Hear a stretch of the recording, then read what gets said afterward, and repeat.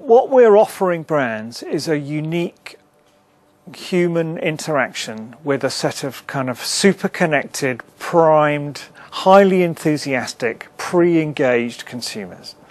Now, in very broad terms, what they want to do with that's up to them. But rather than just leave it there, we have to encourage them to understand how this new kind of communications medium works, and we're there to kind of help guide them through this process of what they can get. So their starting point should be to have some kind of outcome in mind. So come to Matter with something that you want to get. If you want to drive word of mouth, then we'll help you create an object that drives word of mouth.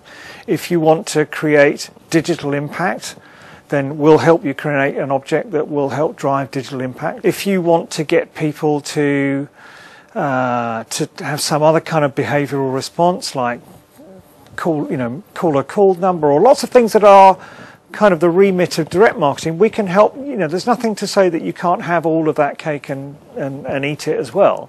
Matter can function just as well as a direct behavioural channel as it can an advertising attitudinal channel. But the key thing about it is the breadth of responses it can drive.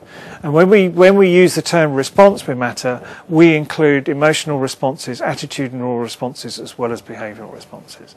If you want to impact on a very large number of people, it's possible to do it. And in fact, what Matter offers is the potential to invert the normal communications triangle, which says that I'm going to go out to a very large number of people in order to impact a small number.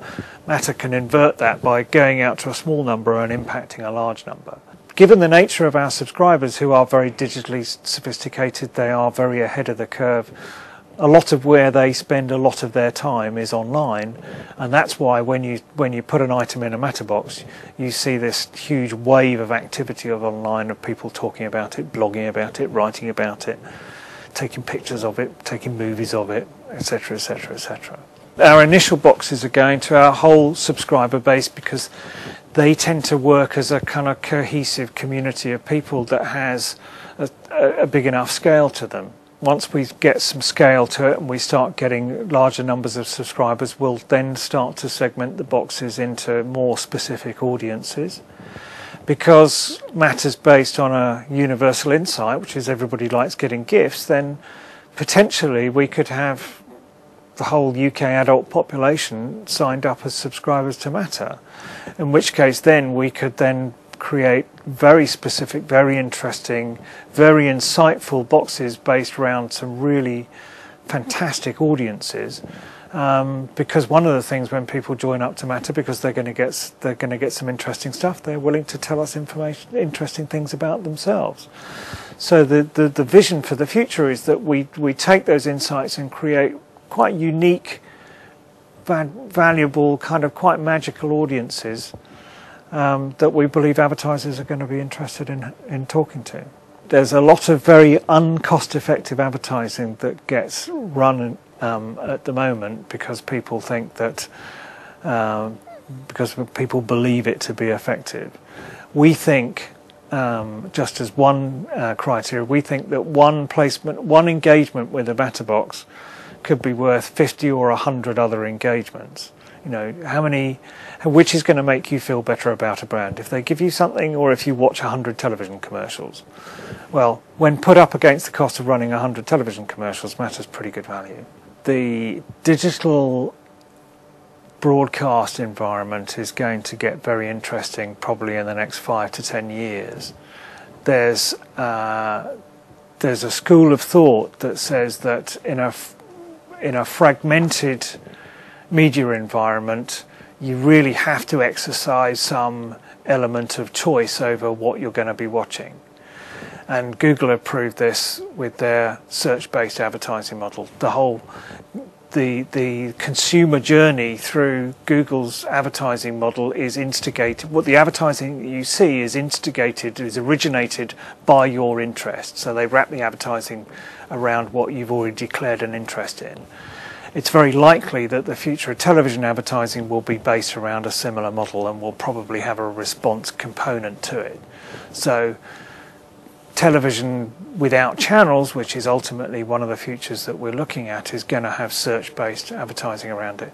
I think that's going to be quite an uncomfortable place for brands to be, if not a very expensive place for brands to be, because the temptation to just make the ads as cheap as possible, to drive as the higher response as possible, will make it quite difficult to justify the expense of doing brand advertising. And I think it'll be a pretty odd place for brands to advertise. In that sense, it makes much more sense to do all your kind of transaction responsive behavioural advertising on that form of television, as it will exist in the future, and to engage consumers through giving them physical experience of something that they can feel something for. And it's perfectly possible that we could see a scenario where physical engagement is the primary way that brands engage with consumers, and digital interaction is the primary way that they get consumers to respond behaviourally. And what have hitherto been the two separate roles of media, where television has done brand and make people feel things, and physical has been the thing that drives response, those two things will switch over. And we also believe that we have the opportunity to become a genuine mass medium in time. And I think that the only really difficult question is how long that might take to do. And really, even though we're a physical medium, we're determined by the pace of progress of technology, really. How long will it take for television to become channelless? Will it become channelless?